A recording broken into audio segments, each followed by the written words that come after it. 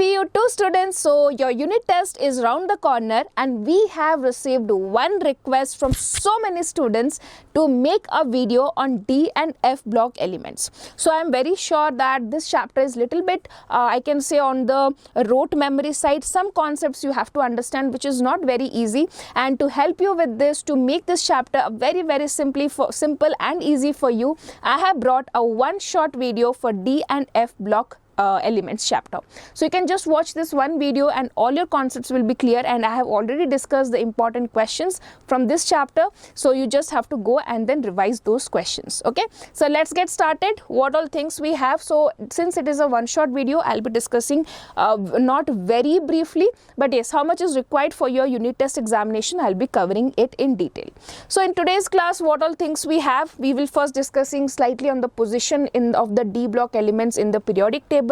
What is their electronic configuration, some general trends. This is the most important. Oh, sorry, one second. Yeah.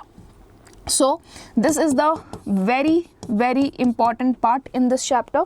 Next we have important compounds. Okay, next we'll talk about lanthanoids and actinoids. Okay, so let's start first with the position in the periodic table. So if you see the D and F block elements, okay, so the elements of D and F block have their last electron in the D and F orbital respectively. So you know how we decide a element belongs to S group, P group, D group or F group, or S block, P block, D block or F block. So that we decide on the basis of the last electron, right bacha? The last electron goes to which orbital? There are so many orbitals, okay? The last electron goes to whichever orbital, the whole element atom belongs to that group or that block. If the last electron enters S orbital, it is a S block element. If the last electron enters P orbital, it is a P block element. Similarly, if the last electron enters D or F orbital, it belongs to D or F block respectively. Okay, next thing, how many groups are there? So if you see in S block there are 2 groups, in P block there are 6 groups, right? So similarly in D block there are 10 groups, you can say, from 3 to 12, 3, 4, 5, 6, 7, 8, 9, 10, 11, 12. So there are 10 groups in this D block, and it lies between S block and P block. I'll show you the periodic table also. So it lies between S block and P block, and in this D block there are 10 groups. Now what are groups? Groups are the vertical columns, right? So there are 10 columns in this D block elements place. Next, what we have for F block, okay? So for F block, 4f and 5f orbitals are progressively filled. They are placed separate panel at the bottom of the periodic table. So this F block elements, no, they didn't get any space in the periodic table. Everybody said, you go out of our periodic table. So what the modern periodic law, who discovered it, who you can comment down who gave us the modern periodic table, that let me see how much you have remembered from class 11th chapter. But anyway, so they have decided to keep this F block in a separate panel below the periodic table. Okay, it is not placed inside the periodic table. A VIP treatment is given to them. A separate place is given to them below the periodic table. Okay, I'll show you that. Don't worry.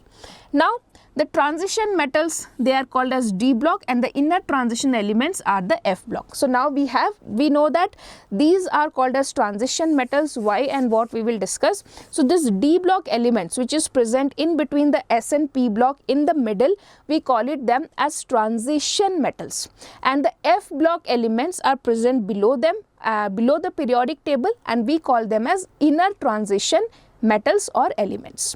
Clear this much? Now let's move forward with the same thing, that is what all things are present. So I have told you there are 10 groups, but how many periods are there? How many rows are there? So in transition metals there are 4 series. Okay, I can say that means 4 periods are there. The 3D series, 4D series, 5D series and 6D series. Okay, so first let me show you the periodic table, then it will be more clear. See, this is first period 1, period 2, period 3. This is your 4th period. Okay, in this 4th period we call this 4th period as 3D series. Okay, 4th period is called as 3D series. Now why?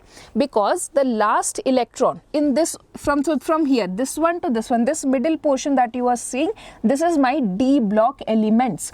Now in these elements, what happened? In the first one, the last electron entered the 3D orbital. Okay, here in this is your period 4 and this is called as 4D series. Okay, period 5, this is period 5 and 4D series because the last electron entered the 4D orbital.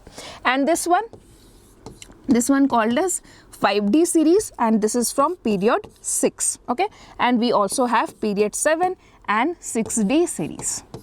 Okay, so I have 3D, 4D, 5D and 6D. So from first, second, third period are not having any D block elements. From the fourth period, 4th, 5th, 6th, 7th, these 4 periods have D block elements. The 4th period D block elements are called as 3D series. The 5th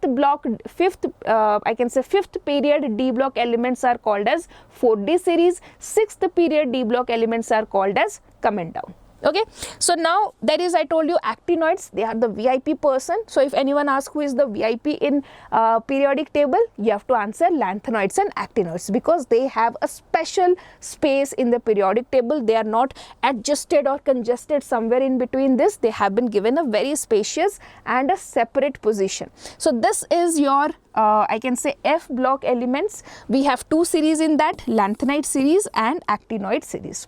Now similar, as you see here, in this D block elements we have 4 series, 3D, 4D, 5D, 6D. Similarly, in case of lanthanoids and actinoids, or in case of F block elements, we have 2 series, lanthanoid series and actinoid series. In this lanthanoid series, the last electron goes to 4f orbital and here it goes to 5f orbital. Okay, when we see the electronic configuration, it will be more clear. So now, in 3D series, what is the first element? Scandium to zinc. In we have atomic number from 21 to 30. Next, in the 4D series, we have yttrium to cadmium from 39 to 48.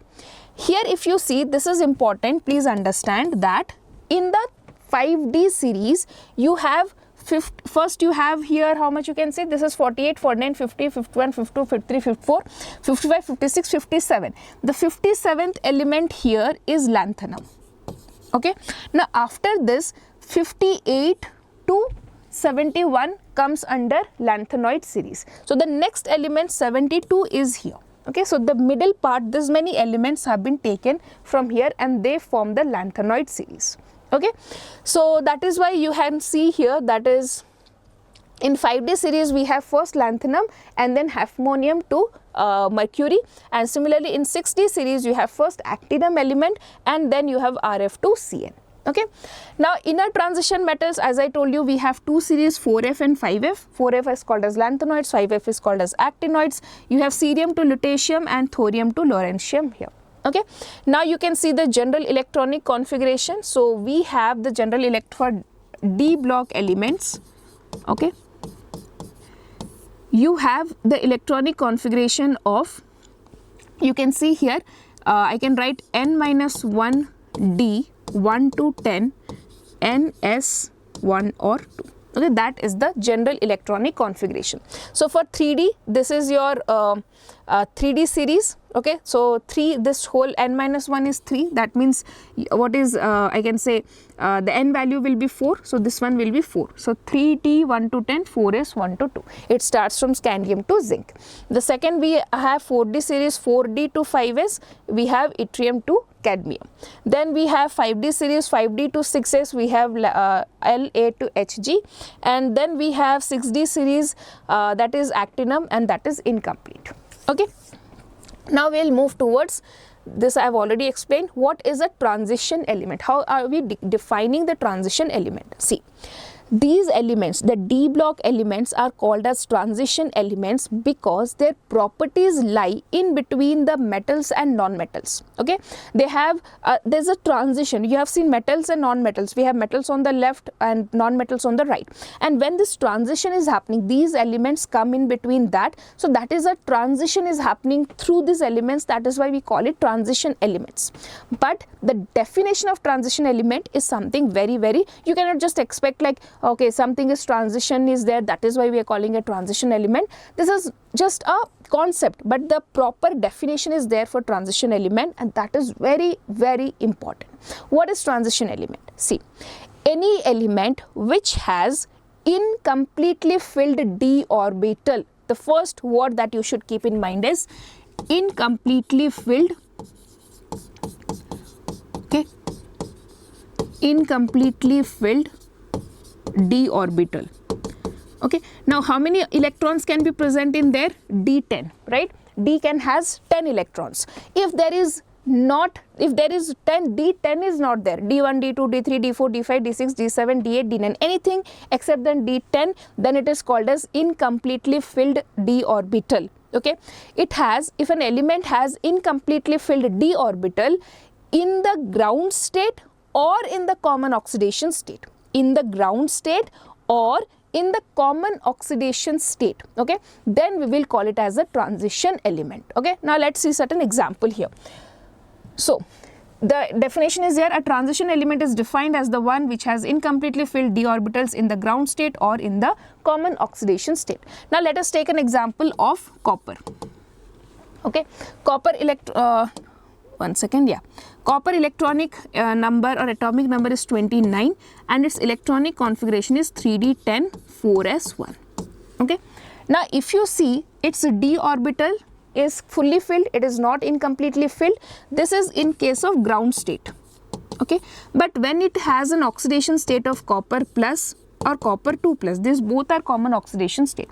In copper plus it is having 3d10, but in copper 2 plus it is having 3d9. This is an incompletely filled d orbital. So that is why in the ground state or in the common oxidation state, if there is incompletely filled d orbital, then we will call it as a transition element. Okay, that is the first thing.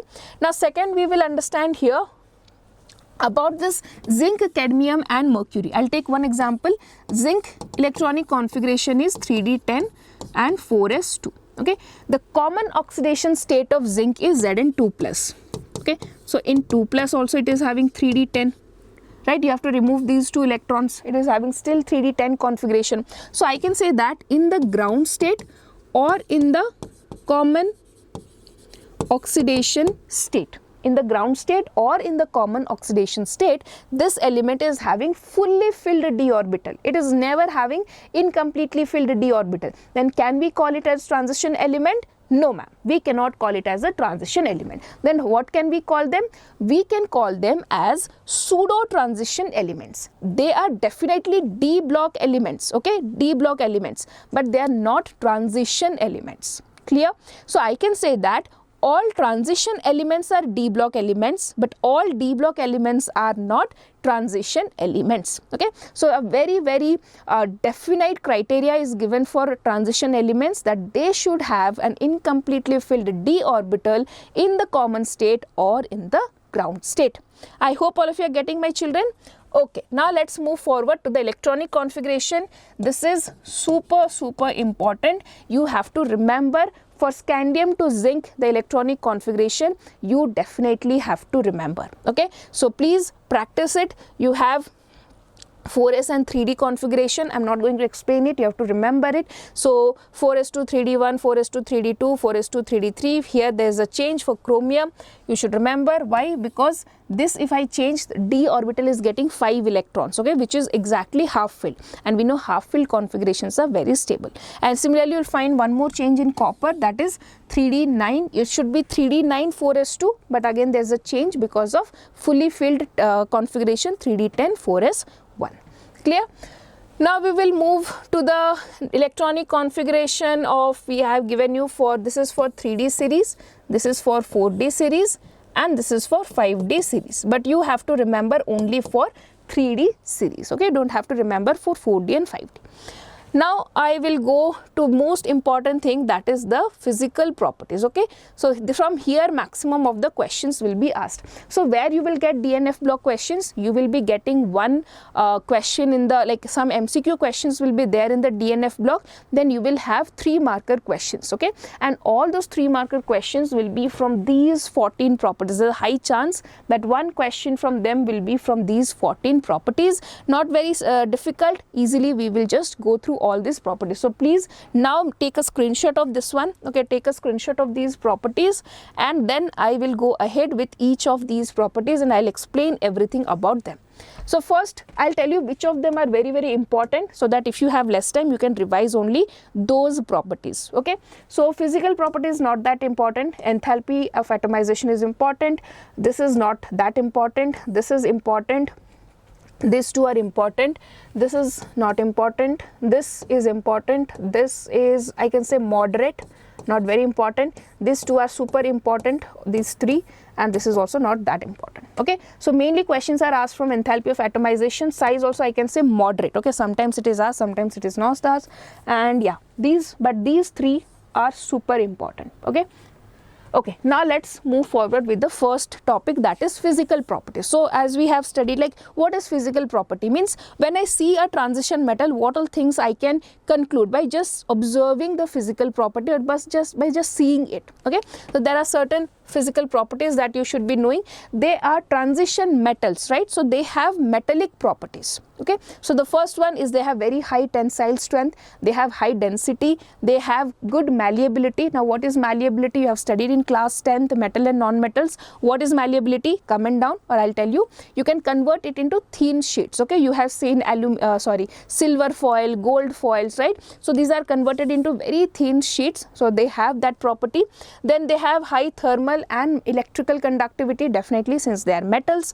And then they have metallic luster. Okay, they are very colorful compounds. And next, they are very hard. There is an exception here, that is zinc, cadmium and mercury are soft, and you even know mercury is a liquid metal. Okay, then we have high melting point and boiling point due to the metallic bonding. Again, here there is an exception for manganese and technetium. We will understand this why and what is happening here. Okay, so what is the point here?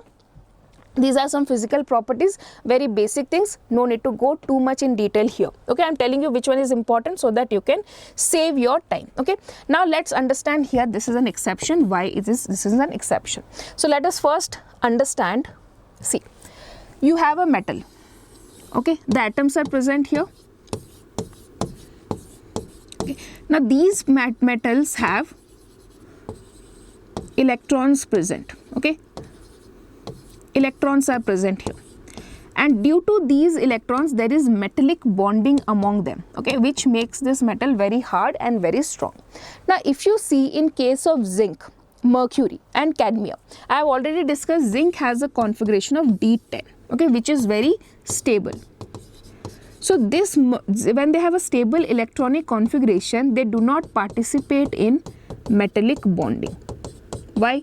See, why they want to participate? To gain more stability. But already these are very stable because of their stable configuration. So they don't want any bonding here and there to have more stability. So there is no bond between, see, I'll explain once more. See, this electron of this metal, when forms an attraction here, so these both the metals get stabilized, and as a result of which this both atoms comes together, and like this all the atoms come together and they become very tight. But here what happens in case of zinc? Okay, in case of zinc, each atom is highly stable. Why? Because of D10 configuration, right? It is very, very stable. Now when this atom itself is very stable, it doesn't have to find any bond here. So between two atoms there is no force of interaction. Okay, there is no interaction between two atoms because both of them are individually highly stable. The same thing happens in case of manganese and technetium also. They have D5 configuration. Again, these two are stable. Why? Because of half filled configuration.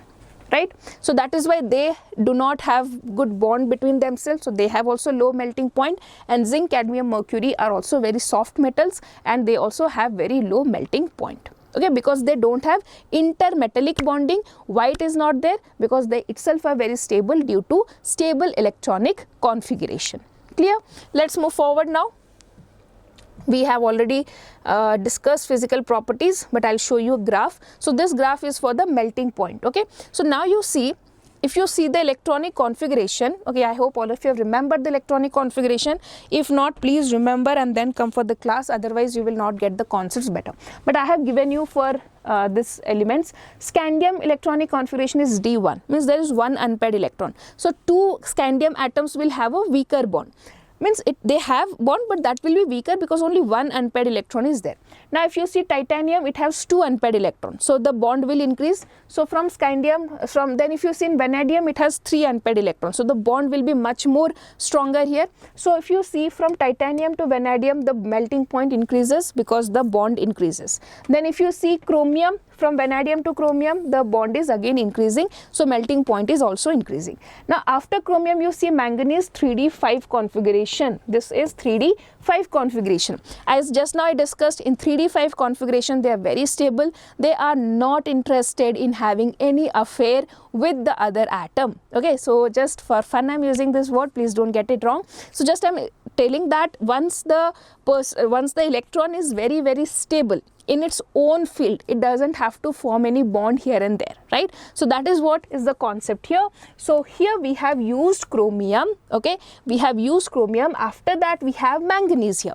Now manganese have a D5, very happy family, D5 stability. It doesn't want to form any bond with the neighboring metals. So that is why between two metal atoms the bond is weak, and so its melting point drops here. Okay, now again if you go to iron, in iron we have four unpaired electrons, D6 configuration. You can see how it is written, you have four unpaired electrons, so again there is a bond here. So again for iron it increases. Then if you see for cobalt we have three, so again after that it almost remains constant, okay, not a much change. It slightly decreases, but the rate becomes very slow.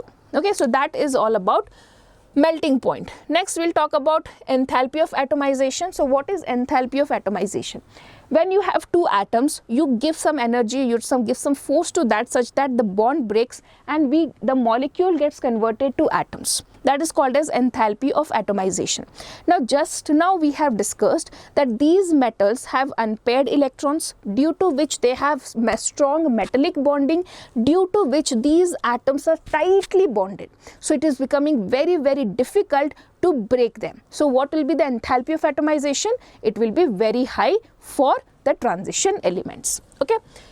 So enthalpy of atomization, along the period it increases, okay, down the group it increases. Now along the period, why it increases? The first point here which I have to mention here is transition elements have high, I can write enthalpy of atomization. First thing, they have very high enthalpy of atomization. The reason here is due to intermetallic bonding. Right, that's the first thing. Now what is the trend of this enthalpy of atomization? So if you see along the period, first the size is decreasing, okay, so this bond is becoming more and more stronger. So along the period it increases, and down the group as the mass increases, again the bond will be more stronger. So enthalpy of atomization also increases along the period. Now what about exception? Definitely here there's an exception. Why? I think all of you should be able to write it now. That is because they have a D5 configuration, and when they have a D5 configuration they are very, very stable. They do not form intermetallic bonding, and that is why they can be easily destroyed or easily broken. Suppose this is a manganese atom, okay, and this is another manganese atom. This bond between them is very weak, okay, because there is no intermetallic bonding, or very weak intermetallic bonding is there. Okay, next we'll go to the trend here so that you can see what is the change. You can see as we go along the period. See, first you can see from titanium, vanadium, chromium, for manganese it is dropping, and again if you see the number of unpaired electrons here kept on increasing, then dropping, again it will start 4, 3, 2, 1. So 4, 3, 2 and then 1. So it will happen in this way, that it will start changing like this.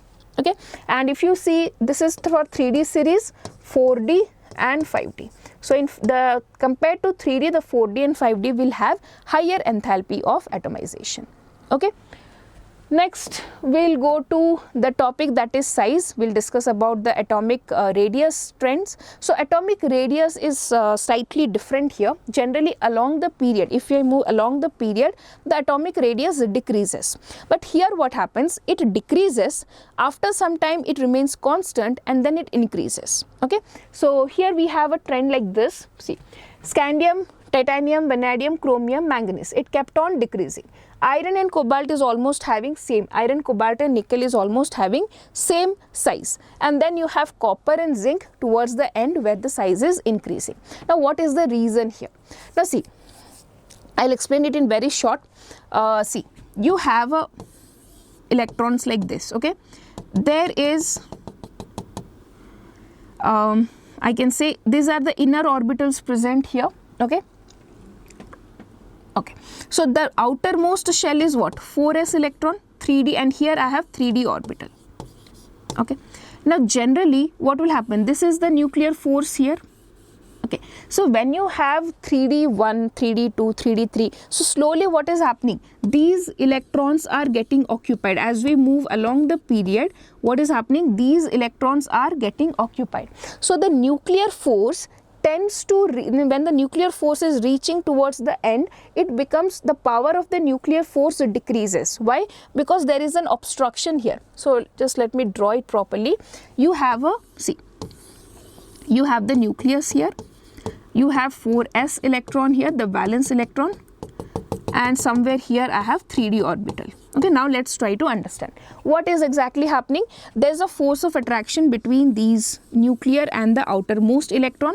So as we move along the period, okay, as we move along the period, the number of protons and neutrons here will increase. So suppose for example scandium is there, it has 21 protons. As we move to scandium vanadium, it will have 22 protons, 23 protons. So as the number of protons will increase, they will pull the electrons better because the shell is the same shell, it is not getting added up. So the distance is same, but as we move along the period, the effective nuclear charge is increasing. So that is why the size should decrease. That's what's happened in the general S block and P block.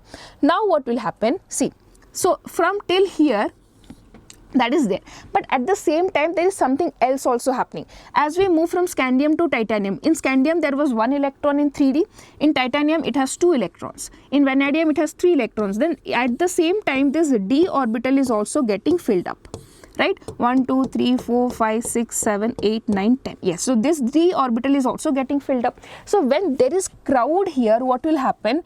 This nuclear force, okay, this nuclear force will become weak now to reach this last shell. Why? Because it is now crowded. Earlier it was a plane, so it is the nuclear force was reaching easily, but now it is crowded, so it becomes difficult for the nuclear force to reach to the 4s electrons. So what happens initially when the d electrons here are less, that at that time I can say that the effective nuclear charge, just a minute, I can say that the effective nuclear charge is more powerful than the screening effect. Okay, so that is why effective nuclear charge is dominating, and that is why the size is decreasing.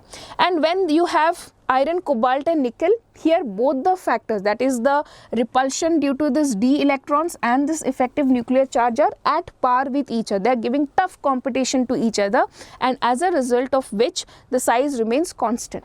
And as we move towards the end, when we have d10 electrons in copper and zinc, the I can say the interelectronic repulsion or the screening effect dominates, and that is why the size is increasing. Okay, so you have to remember this trend here and the order here. Okay, next moving to the, you can see the graph also, you can see the size is first increasing, then almost remains constant. Copper to zinc, there is a slight increase in the size. Then the fourth one, we'll talk about the down the group. So down the group, what is happening? Down the group the size should increase. So scandium to titanium, the size, sorry, scandium to yttrium, so this is 3d, 4d and 5d. So scandium to yttrium the size is increasing, but yttrium to lanthanum the size is increasing. But if we come to the second row or the second column, titanium to zirconium size is increasing, but zirconium to hafnium the size remains same. So 3D, 4D and 5D series size is almost equal, and the reason for that is your lanthanide contraction. Okay, because of lanthanide contraction, what happens? So what is this lanthanide contraction? So I have, if you have remembered, I have told you that in yttrium to zirconium, between that,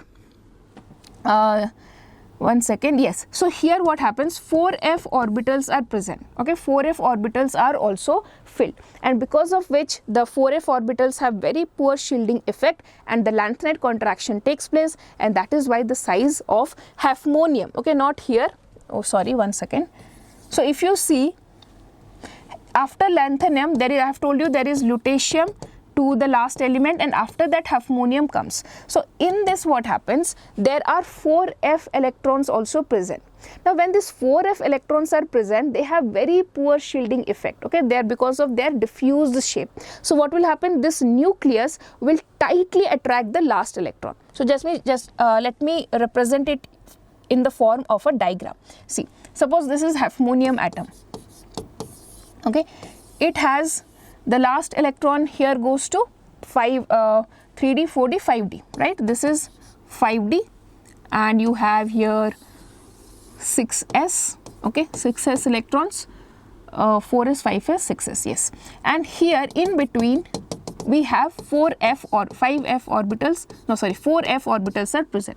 Now these 4f orbitals are very poor shielders, means how is their shape? If I draw properly, see, I can represent this d and f orbital like this, so that you can understand the difference in the shielding effect. See, 4f, okay, this is the shape of, okay, so this is the shape of 4f orbital, and this is 5d, and the last one is 6s. So you see how diffuse it is, not shielding properly. So if it's not shielding, what will happen? The electron nuclear force will reach easily to the last electron. If it reaches easily to the last electron, it will pull the size will decrease. So what happens? The hafnium, tantalum, tungsten, the size decreases so much that it almost becomes to the size of the 4D series. So 4D and 5D have similar size. The reason here is lanthanide contraction. Okay, so you can see the example here I have written. So hafnium electronic configuration, if you see, we have 4f14. So here there are 14 electrons present, that too they have very poor shielding effects. So definitely they will not be, even though there is 14 electrons, still the shielding effect is poor because of the orbital shape.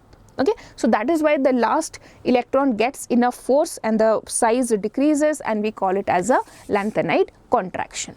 Next, moving to the fourth property, ionization enthalpy. So ionization enthalpy in general increases along the period. Okay, size is decreasing, so ionization enthalpy increases along the period, but again there is not a fixed trend. There are certain places where the trend breaks. Now here certain example of Mn plus and Cr plus. Okay, now let us consider here Mn plus and Cr plus. Okay, electronic configuration of manganese is 3d5 and 4s2.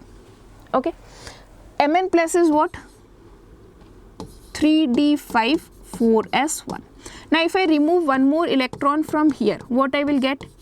Mn2 plus, that is 3d5. Now you see, this is a very stable configuration.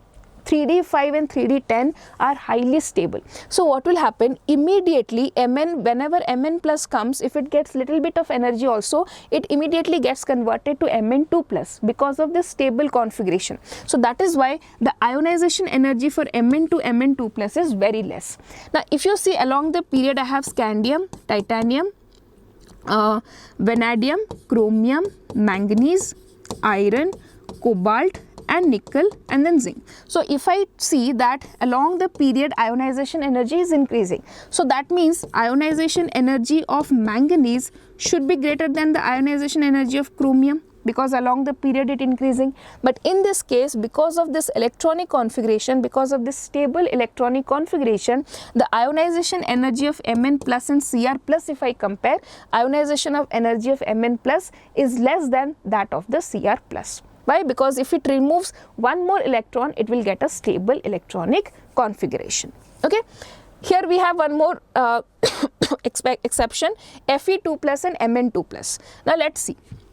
I'll just write the order: scandium, titanium, vanadium, chromium, manganese, iron, cobalt, nickel, copper and zinc. We have iron and manganese.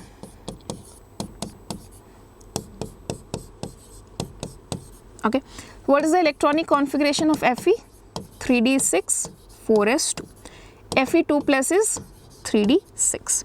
Mn2 plus we have discussed just now, 3d5. Now if I want to do one ionization enthalpy here, it will become Fe3 plus and here it will become Mn3 plus, right? Now Fe3 plus configuration is 3d5, Mn3 plus configuration will be 3d4. Now see here, if you see along the period, what should happen? The ionization enthalpy of iron should be more than that of manganese, because along the period it increases. So what we should be observing? Ionization energy of iron should be greater than ionization energy of manganese. So if I consider Mn2 plus and Fe2 plus, here what happens? Again you can see Fe2 plus to Fe3 plus, if I move, I am getting a stable electronic configuration. It is very easy to remove this one electron so that I get a stable D5 configuration. So in that case what happens? Immediately with very less energy the ionization takes place and the ionization energy decreases here. Whereas if you consider for manganese, it is already in a stable state and now you are putting it in an unstable state. So here the ionization energy is very high. It is very difficult to remove this one electron from here because it is very stable and strongly attracted by the nucleus. Okay, so that is why again the ionization energy here decreases to compare to Mn2 plus. I hope you will understand these two exceptions.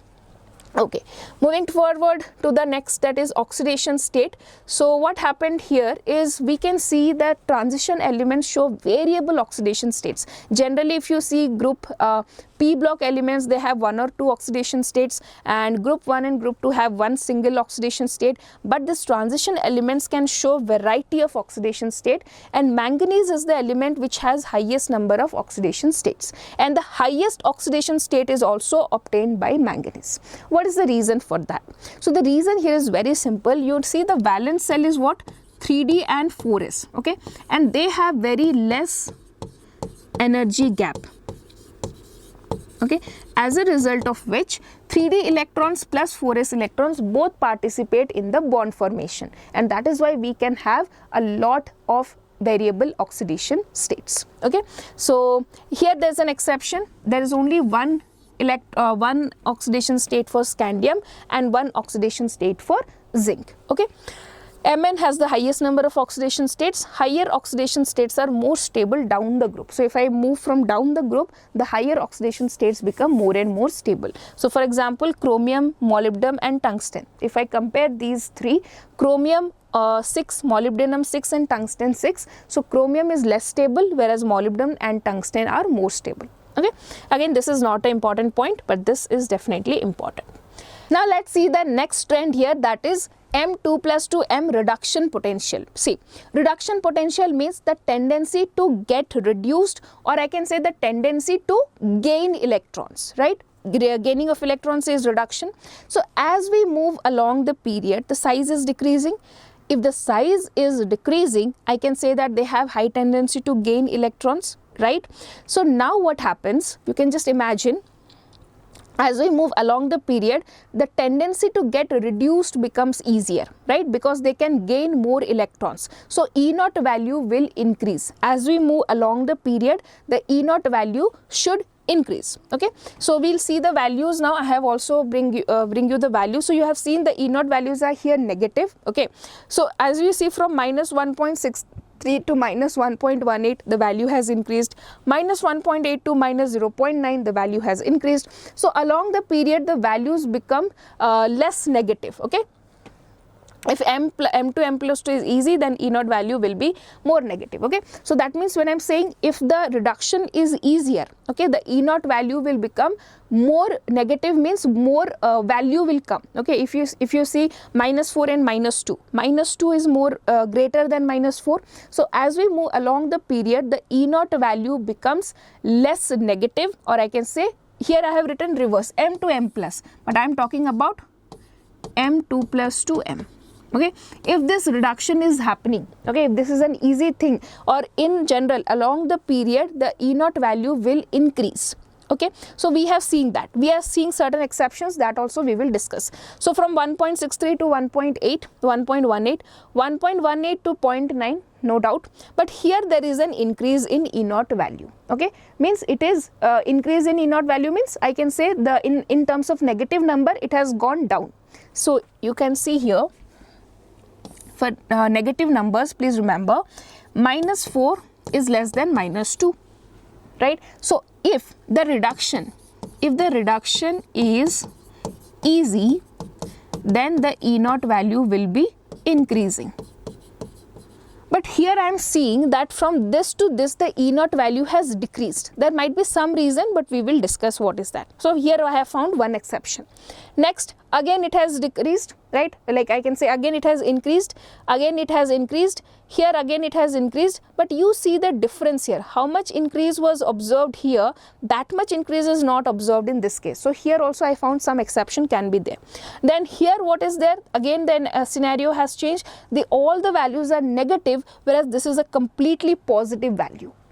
Right, so that is again something which is there that we have to observe. So how many exceptions I have got? I have got here first exception, second exception, third and fourth exceptions. So if after 0.34 again I am getting a negative value. So let's talk about these exceptions in detail. Okay, now the reduction potential value depends on 4 factors. Okay, we are talking about m2 plus to m. So we are talking about the atomization enthalpy. First the element has to be broken, the atomization enthalpy. m2 plus, how we will get m2 plus? First ionization enthalpy and second ionization enthalpy and the hydration enthalpy. Okay, so we are talking about, or these 4 enthalpies has to be considered finally to get the E naught value. Now how to do that, or how is that affecting? So first let's check for this manganese. So if you remember m2 plus 2m, manganese plus 2 to this one, this is D5 configuration. It is very stable ion, so it doesn't want to get reduced. So that is why if it doesn't want to get reduced, the E naught value will be low, and that is why there is a decrease in the E naught value here. Okay, or it has become more negative, or the value has actually decreased here. Now considering nickel, so if you see in case of nickel, what is the problem here is the hydration enthalpy is very high. Okay, the hydration enthalpy of nickel is very high. As a result of, see, you all see these 3 values are endothermic or positive, this is a negative value. So when we accumulate these 4 values, we find that this value is slightly I can say more than what was expected. We were increased, like from, it should at least come to -0.1 something, but it is less than that because of this negative hydration enthalpy. Next we have copper. Copper, here you see that second ionization enthalpy is very high for copper. In the whole group you can see that this copper plus 2, Cu plus 2. Okay, so this is just a minute, yeah, sorry, Cu plus is D10 configuration, Cu2 plus is D9 configuration. So to remove one electron from the stable configuration, we require very high energy, as a result of which this value is very high and we get a total of positive value. Okay, and again if you see Zn2 plus to Zn, Zn is D10 configuration, again very stable, it doesn't want to go to Zn state, it is very stable with D10 configuration. So that is why what happens, again the E naught value decreases here. So what basically we are understanding, let us summarize here. There are 5 points that I'll tell you, please understand it very carefully. Basically the E naught value keeps on increasing along the period. Why? Because the size is decreasing, the tendency to gain electrons to get reduced is increasing, so the E naught value is increasing. Now here you have to be clear that when I'm saying increasing, the value is becoming less negative. Okay, the value is becoming less negative, minus 1.63 to minus 1.18, minus 1.18 to minus 0.93. The value is becoming less negative. Now there is one exception, or the first exception is manganese. In manganese, Mn2 plus to Mn, if I consider, it is already very stable.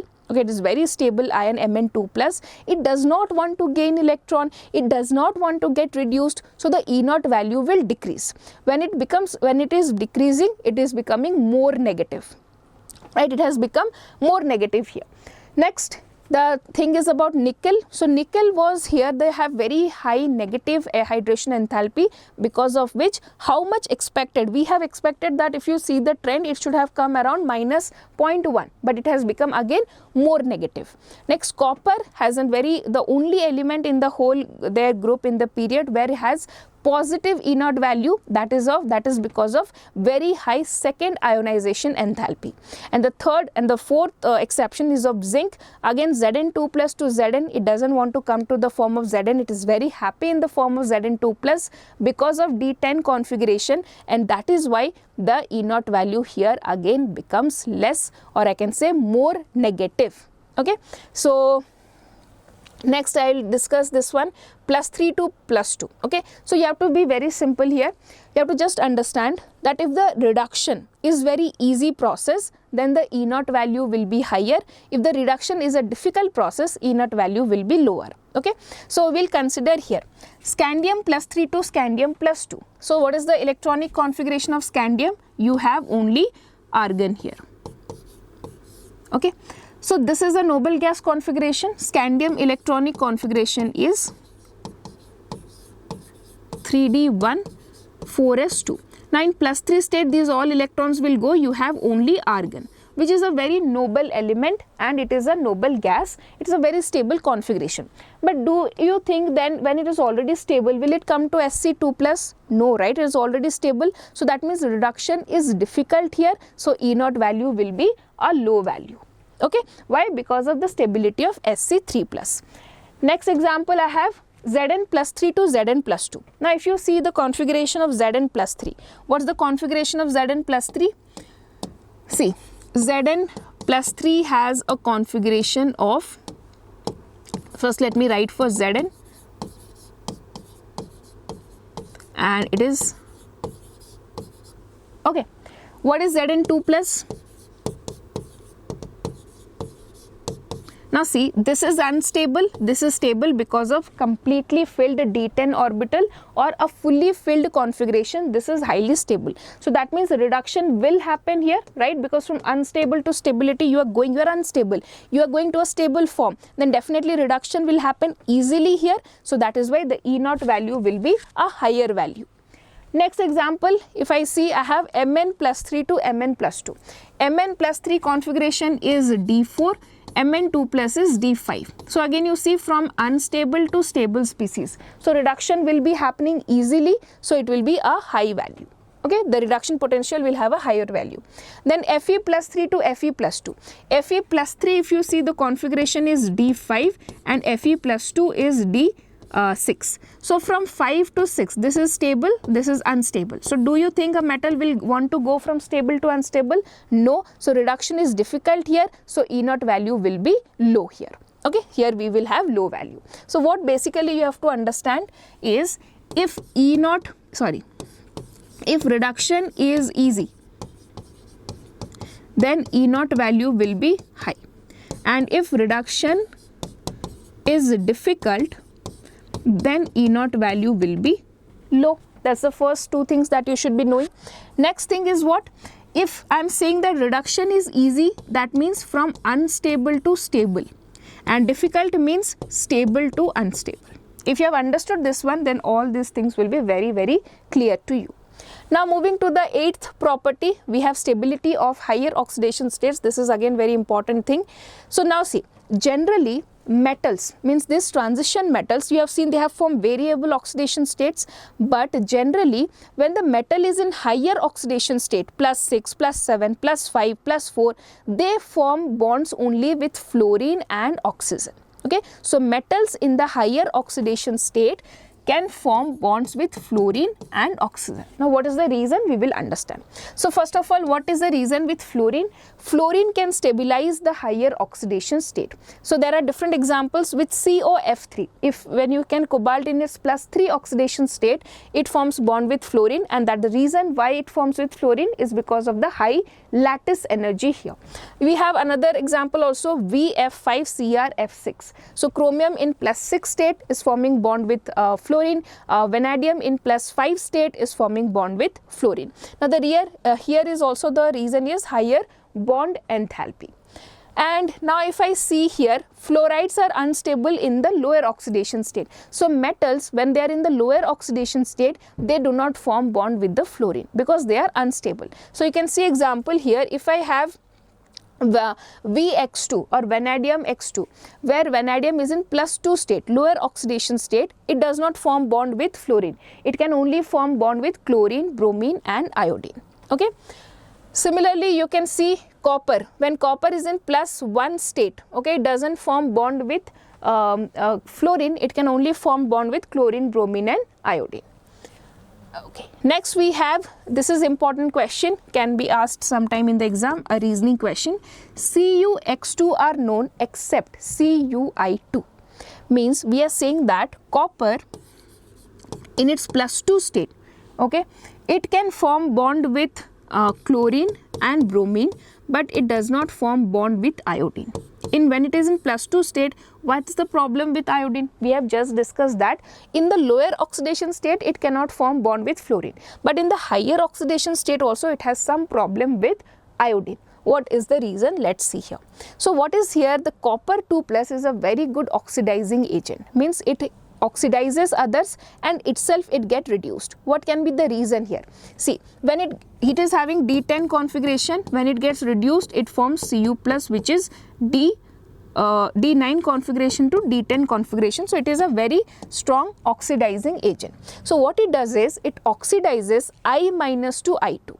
Okay, so you cannot have I- to form bond with copper 2+, because as soon as I- appears, copper 2+ oxidizes it to I2. So what we will get here? We generally get copper 1 compounds. So here that is why not possible. And one more important thing here is copper +1 compounds are unstable in the aqueous medium. So here it is saying that copper plus is having D10 configuration, right? It is very stable one.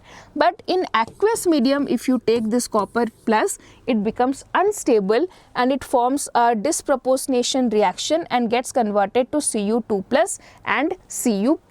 Okay, what I'm saying, copper plus is having D10 configuration, so it is very stable. But when you take this copper plus in the aqueous medium, it becomes unstable and it immediately forms a disproportionation reaction and gets converted to Cu2+ and Cu. Okay, now this is because the Cu2+ is highly stable. Okay, that I have given here. The stability of Cu2+ in aqueous medium is more than the stability of copper plus in aqueous medium because of the more negative hydration enthalpy. So when copper plus and copper 2+ is dissolved in water, copper 2+ is more stable because of more negative hydration enthalpy. So that is why copper plus gets converted to copper 2+ in aqueous medium. Okay, it undergoes a disproportionation reaction. So what are the key things that we have to understand here? That metals in the higher oxidation state form bonds with fluorine and oxygen. Fluorine, you have examples CrF6, COF3, F6 and VF5. For COF3 the reason is high lattice enthalpy, and for VF5 and CrF6 the reason is high bond enthalpy. That's the first thing. Second, as we have discussed that metals are forming bonds in the higher oxidation state with fluorine. So when they are in the lower oxidation state, they generally consider chlorine, bromine or iodine. Here an exception is there for copper. Copper does not formed with iodine, does not form any bond with iodine because it oxidizes I- to I2. Next thing about copper is copper plus ions, though it is very stable because of D10 configuration, but when it is taken in the aqueous medium it is highly unstable and immediately it gets converted to Cu2 plus NCu, that is it undergoes an disproportionation reaction. Okay, I have told you that they form bond with oxygen also. So if I compare, a metal is in the higher oxidation state, then you have fluorine and oxygen. If both are available, then metal tends to form bond with oxygen. Now what is the reason for that? Because of its ability to form multiple bonds. Okay.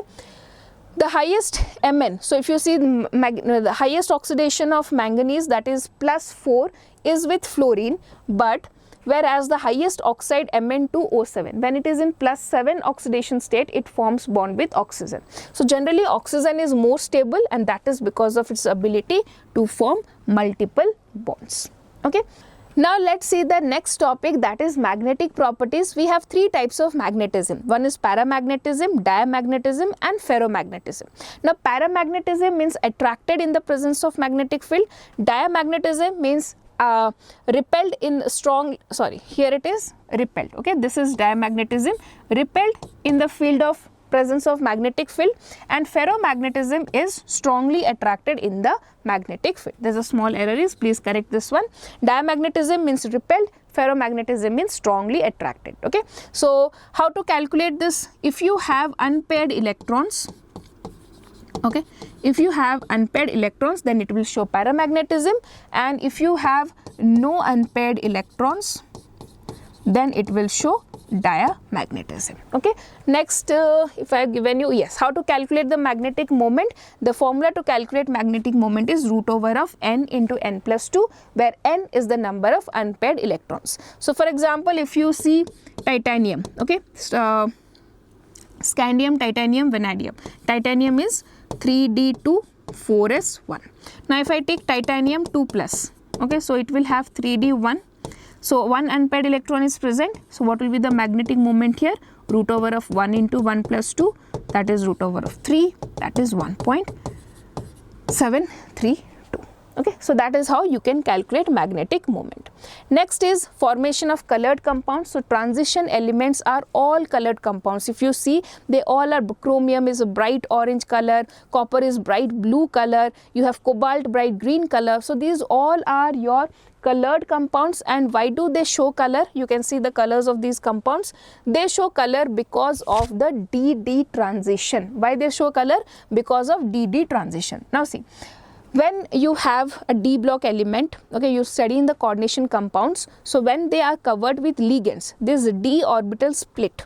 Okay, when this d orbital split, now when the energy or light energy comes, these electrons are excited between these d orbitals, and we call it as dd transition, about which we'll study in detail in the next chapter, that is coordination compound. But for now you can know that when an electron from a lower energy d orbital is excited to a higher energy d orbital, the energy of excitation corresponds to the frequency of the light absorbed, and this frequency is in the visible region. So when this transition takes place, the energy required for this transition is in the visible region. That is why we see such variety of colors. Okay, and generally the color absorbed corresponds to the complementary color of the light absorbed. So whichever light is absorbed, its complementary color is visible to us. Okay, and the frequency of the light absorbed is determined by the nature of the ligand. So if the ligand is very strong, high frequency lights will be used. If ligands are weak, low frequency lights will be used.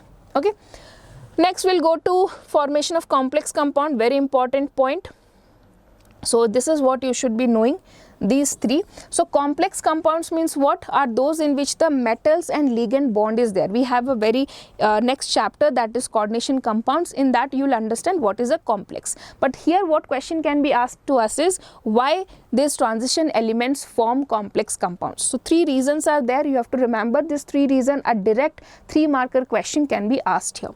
That is, it has smaller size of the metal ions, then it has high ionic charges, and the availability of the d orbital for bond formation.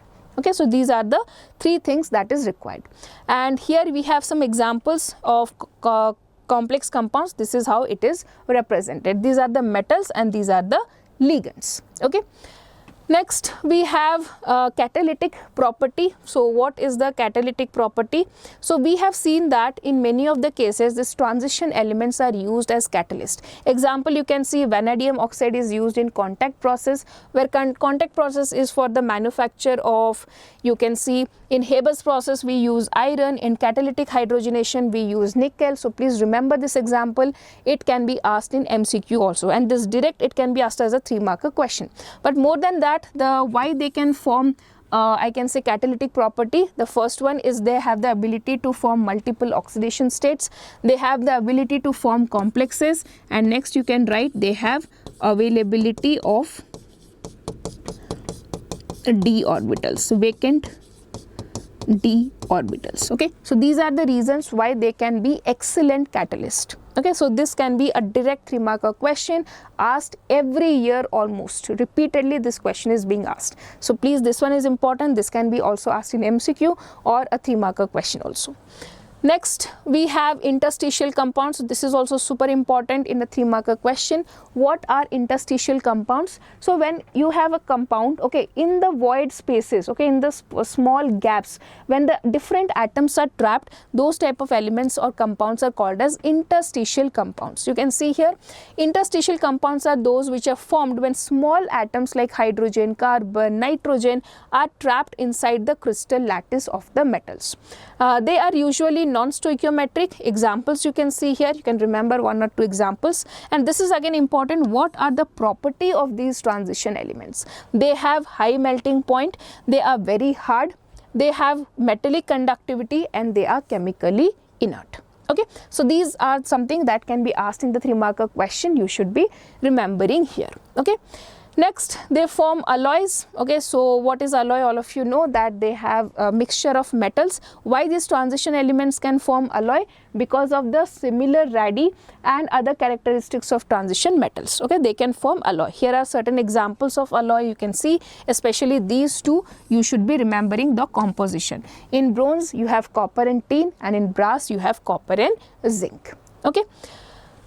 That's all in the properties. We have next thing, that is oxides and oxo ions. Again, this is important. Here one thing you should be remembering, what are oxides. So as we move along the period, okay, as we move along, or when the oxidation state of manganese is changing, or when the oxidation state is increasing, here you would see it is +2, here it is +3, +4 and +7, right? So when the oxidation state is high, the metal is that's oxide is mainly acidic in nature.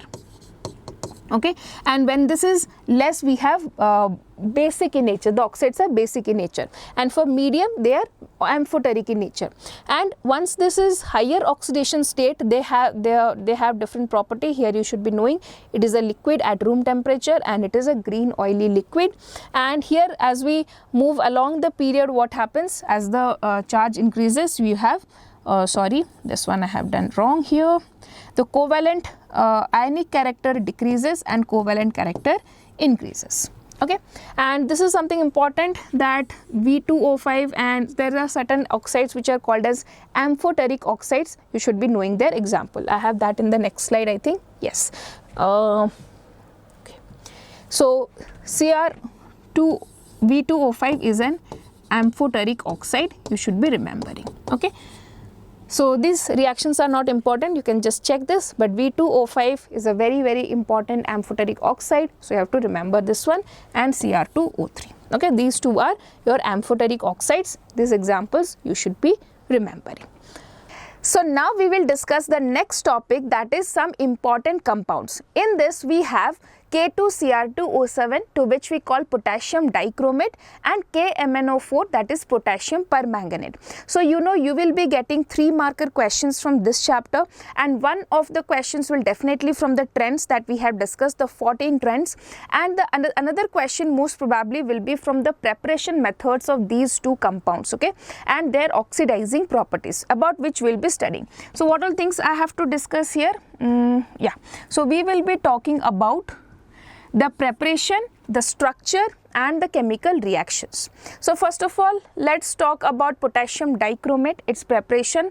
This is a most very important question, a most, I can say, predictable and in most of the exams this question comes because it is having 3 steps, a 3-marker question. So what we do here, first of all, we take iron chromate and convert it into sodium chromate, okay, in presence of Na2CO3. So you have to remember this reaction. I know it is little bit complicated, but yes, you have to definitely practice this reaction again and again.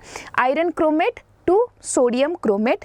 The first reaction itself is a little bit difficult, the other 2 are easy. Once it has got sodium chromate with just H plus, you will get sodium dichromate, and once you get sodium dichromate with KCl, you will get potassium dichromate. Okay, so this first reaction only itself is a little bit complicated, you have to put some efforts to remember it. The other 2 reactions are very easy. So in step 1, what are we doing? Iron chromate to sodium chromate. In step 2, sodium chromate to sodium dichromate. In step 3, sodium dichromate to potassium dichromate. Okay, this is the first method of preparation. Now we'll talk about the structure here. So structure of chromate ion is, you have CrO4 2 minus, okay, you have this structure CrO4 2 minus, and potassium dichromate Cr2O7 2 minus. So you have Cr2O7 2 minus, okay, that is potassium dichromate. Next we will, okay, here this question is asked very often. I'll discuss that question. Here the question is asked that how many CrO equivalent bonds are there, or types of CrO bonds are there. So you have to see here that I'll explain this one. Cr2O7 2 minus. Okay, please remember this question is asked many times, so let us focus here. So we have like this, yes, this is O minus,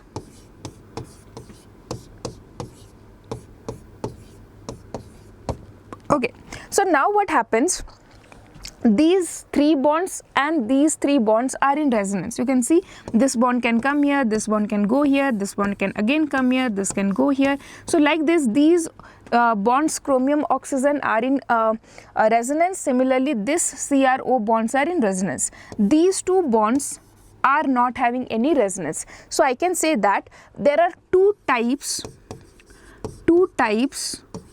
of CrO bond. Okay, suppose this type is type A and this is type B, for example. Then I can say that type A, how many type A bonds are there? There are total 2 types of bond, but in type A, how many bonds are there? How many types of type A are there? So 1, 2, 3, 4, 5, 6. So the number of bonds, 6 bonds of 6 CrO bonds belongs to type A. Now what about type B? So in type B, you have this one and this one. So 2 CrO bonds are of one type and 6 CrO bonds are of another type. Okay. Next, we'll talk about the potassium dichromate reaction. So here you should know that chromate and dichromate, okay, chromate in acidic medium gets converted to dichromate, okay, and dichromate in basic medium gets converted to chromate. Okay, chromate in acidic medium gets converted to dichromate, dichromate in basic medium gets converted to chromate. And the color change also, you should remember that chromate is yellow in color and dichromate is orange in color. Okay, so you can see the structure also, chromate and dichromate. Clear? Next, we'll see the reactions. KMnO4, oh sorry, this is actually K2Cr2O7, or I can write Cr2O7 2 minus. Okay, it is a very strong oxidizing agent. So what happens, Cr2O7 gets converted to Cr3 plus. It is an oxidizing agent. It will oxidize others. Itself it will get reduced. So Cr2O7 2 minus gets reduced to Cr3 plus. Now how we have got this reaction? So you have to remember, see, Cr2O7 2 minus gets converted to Cr3 plus, right? What is the oxidation state of chromium here? plus 6, and here it is plus 3. So plus 6 to plus 3 the reduction happens, so there is a gain of 3 electrons, but that is for one chromium. Now if you see, I have 2 chromium, so I have 2 chromium here, right? So plus 6 to plus 3, that is 3 electrons, and for another chromium also plus 6 to plus 3 there is 3 electrons, so total 6 electrons. So there is a loss of, or sorry, gain of 6 electrons for the reduction of 2 chromium atoms. Next what we have, 7 oxygen molecule are there, so you can balance it by adding 7 water molecule, right? Oxygen is balanced. Now that has given you 14 hydrogen atoms, so that will give me here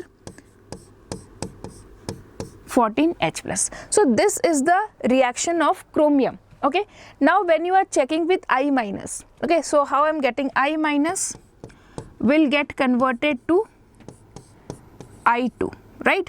So I can just balance it like this, 2 I minus will give me 2 I2, 1 I2 in the loss of 2 electrons, right?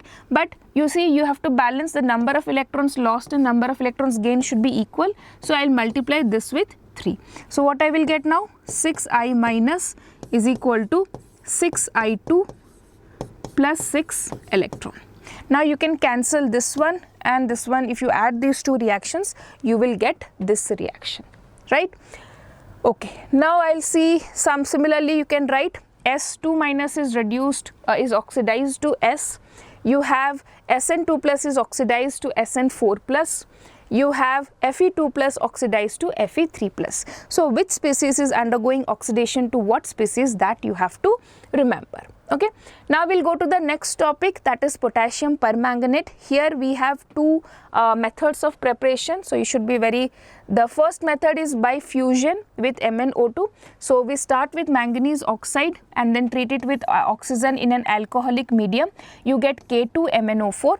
K2MnO4 is called as manganate ion, potassium manganate. Okay, now MnO4 2 minus gets converted to MnO4 minus. Okay, then that is your potassium permanganate. Okay, so that is there. And next we have by commercial method, means the method that is used for large production of potassium permanganate. Here what we do, you take MnO2 and then that is fused with KOH, okay, and oxidized with air or KNO3. The same thing is happening here.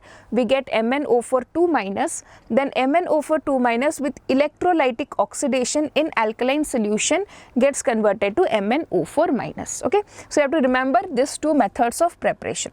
There is another method also, method 3. So you take Mn2 plus and S2. So these two methods, the starting material is MnO2, but here we are taking Mn2 plus, and if you see here with S2O8 and water, we get MnO4 minus and 10 SO4 2 minus and 16 H plus. So out of these two, I'll tell this one and this one are important methods. Please do remember these two methods. Okay, now we'll go to the structure. So MnO4 2 minus and MnO4 minus, there is a difference. In MnO4 minus, that is manganate, permanganate. Okay, you have MnO4 minus, that is permanganate, you have 3 triple bonded oxygen and 1 single bond oxygen, and it is purple in color, tetrahedral. And with manganate you have 2 MnO4 2 minus, so I'll write the formula, that will be more clear. This is MnO4 minus and this is MnO4 2 minus. Okay, so you have double bonded oxygen and single bonded oxygen here, and this is green in color and tetrahedral shape. Okay, now we'll go to the chemical properties. So definitely KMnO4 is a very strong oxidizing agent, like K2Cr2O7, it also oxidizes other species. Now the potassium permanganate forms dark purple crystals which are isostructural with KClO4. Okay, so this question can be asked in MCQ, that KMnO4 is isostructural with which of the following. So you should remember isostructural with KClO4. Next, its intense color is due to charge transfer. So if you have studied that we need DD transition for a color for a compound to be colored one, but in MnO4 minus, manganese oxidation state is +7. It does not have any electrons, right? So in MnO4 minus, manganese has +7 oxidation state. It has no unpaired electron, so there is no DD transition, but still it is so brightly colored. The reason here is charge transfer. What is charge transfer and all? That comes under MSc, not in this portion. So just you have to understand that it is not because of DD transition, rather it is because of charge transfer. Next we have, it also shows weak temperature dependent magnetism. So if there is no unpaired electron, it should be a diamagnetic compound, right? Because it doesn't have any unpaired electron. But still on with temperature we can find slightly magnetism property in this particular compound. Next is thermal decomposition. So MnO4, when you heat it, it gets converted to K2MnO4, MnO2 and O2. Okay, this is an important reaction. Now we will see the oxidation property. So MnO4 behaves as an oxidizing agent different way in different media. In acidic, so it is oxidizing others, means itself it will get reduced. So in acidic medium it gets reduced to Mn2 plus. In neutral medium it gets reduced to MnO2 or Mn plus 4. So here it is +7 in all this, right?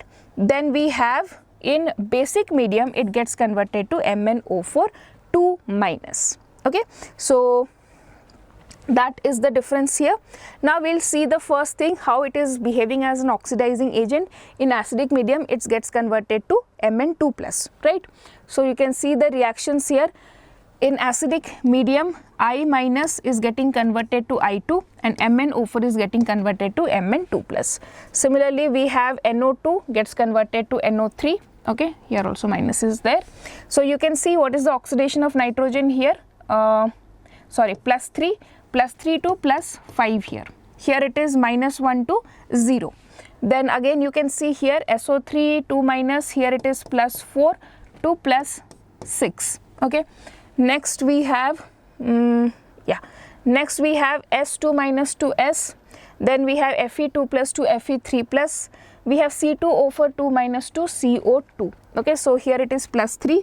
Next we have in neutral medium also KMnO4 is a very good oxidizing agent, but here it gets converted to MnO2. Okay, not MnO4, it gets converted to MnO2. So what we see here, I minus gets converted to IO3 minus. Okay, in this acidic medium I minus gets converted to I2. So that is why this is a difference, and this is asked again and again in exam time, so be very careful here. In neutral medium or in alkaline medium, I minus gets converted to IO3 minus. Next we have S2O3 converts to SO4 2 minus, okay, and Mn2 plus gets converted to MnO2. Okay. Now we'll see the lanthanides. Next topic, lanthanides and actinoids. So I have already shown you this periodic table. This first row is of lanthanides. It is called as 4F series, right? So what are things present here? So the electronic configuration, the last electron enters the 4F shell. They are called as rare earth metals, and the electronic configuration here, I'll write it properly: 4F 1 to 14, 5D 0 to 1, 6s2. Okay, and you have xenon here. This is the electronic configuration of lanthanides. Now you don't have to remember for all the elements, but I'll be telling you certain elements whose electronic configuration you must remember. The first one definitely is cerium. Okay, then you have here europium, gadolinium. Okay, and then I'll tell the last two, yttrium and lutetium.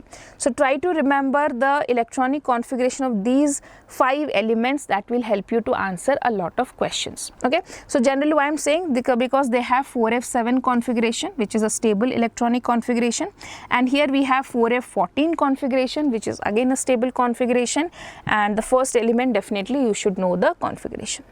Now we'll talk about the properties here. So atomic sizes. So I have already explained about lanthanide contraction.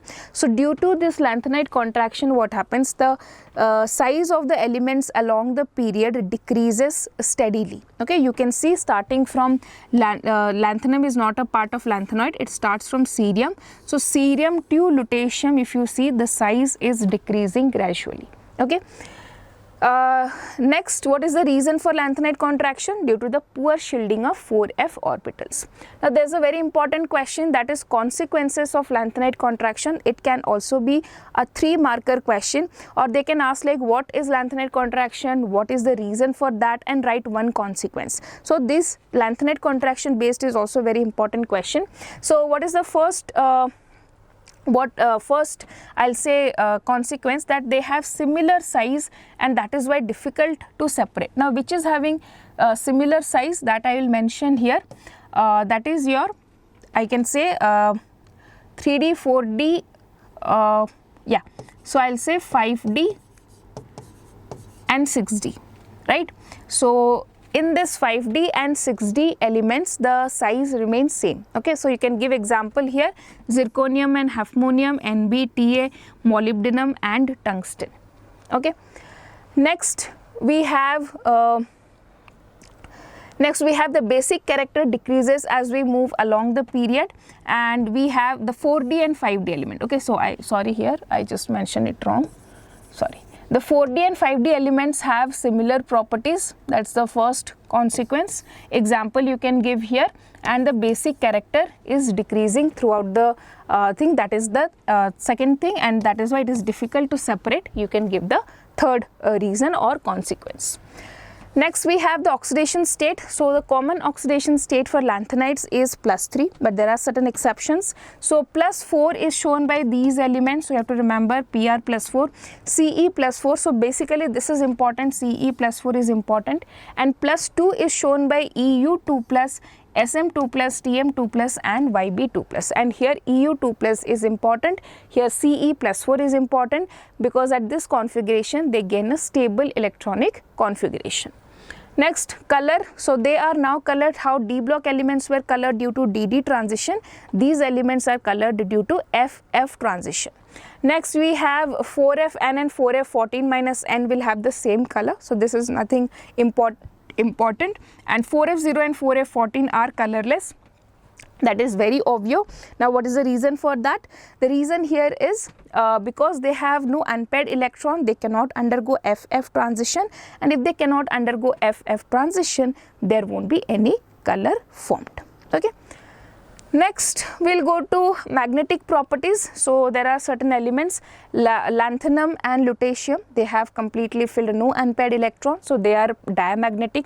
Cerium +4 and Yb2+, these are also diamagnetic, and all other Ln+3 elements are paramagnetic. Okay, and the most paramagnetic metal or element is Nd.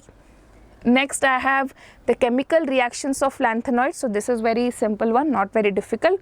So lanthanide, if you remember that they have +3 oxidation state, then it is very easy. See, with oxygen is having -2, so if I do crisscross, I'll get the product Ln2O3. Right, that's the first thing. With acids, any metals reacts with acids to give you hydrogen, so that is there. Next with halogen, if you see halogen, Ln is again I say +3 and halogen is -1, so I will get here Lnx3, right, that is the third one. Next we have with water we'll get hydroxides, so LnOH3 plus H2 gas. With carbon you have to remember LnC2 is formed, and with nitrogen both are +3 -3, so you will get lanthanoid nitrites. Okay, and then with S also, this is -2, this is +3, so you will get Ln2S3, just like with oxygen. Okay, these reactions are very simple. Next, one of the important uses of lanthanides you should be knowing, that is mic metal. It is an alloy, a very important alloy used in many purposes, and this alloy is made up of lanthanide, which has 95% of lanthanide and 5% of iron. Now we'll see the actinoids. So the 5F series is the actinoid elements. Here also we have 14 elements, okay, and if you see that the electronic configuration here also, let me just write down it properly. You have Rn, then you have 5F, 1 to 14, then you have 6D, 0 to 1, and then you have 7S2. Okay, that is the configuration here. So these elements are highly radioactive, okay, and it is very difficult to study them because they are present in very less amount and they are having very short half-lives, okay, they immediately disintegrate, so much about their chemical properties is not known yet. Now coming to the second part, this configuration is there. Again I'll say not very important to remember the configuration, don't have to worry, just you need to know the general electronic configuration. And the sizes here, like Lanthanoid contraction, we have also Actinoid contraction, and the size decreases as we move along the period, and the Actinoid contraction is much more prevalent than Lanthanoid contraction. This is a question that is being asked many times. The reason here is due to the poor shielding of 5F orbitals. Next we have oxidation state. So common oxidation state is +3 for actinoids also. +7, the highest oxidation state is shown by Np and Pa, that is neptunium, right? You can see here the elements, neptunium, and Pa is protactinium. And but these highly oxidation states are unstable. Okay, so if this is asked question, stable highest oxidation state, that is shown by uranium at +6.